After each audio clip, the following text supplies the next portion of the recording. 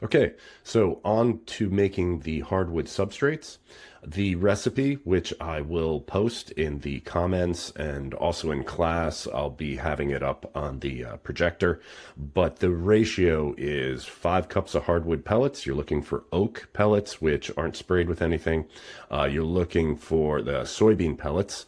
And then we're going to be using 1 or 2 cups of those to 5 cups of hardwood pellets, and then a tablespoon of gypsum.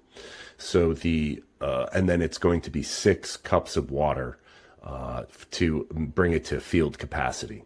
Then I have the gypsum in there for the structure and for the pH, for the fungi.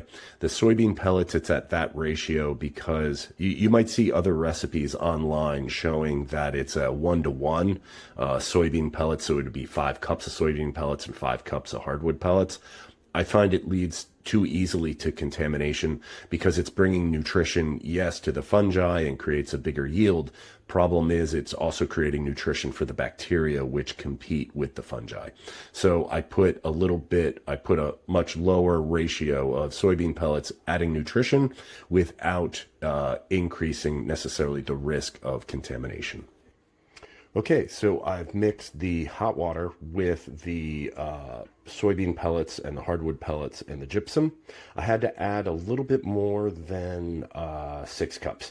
So it ended up being around 6.5, 7 cups. What you're looking for, it's called field capacity. So what you want to do is it's not too moist.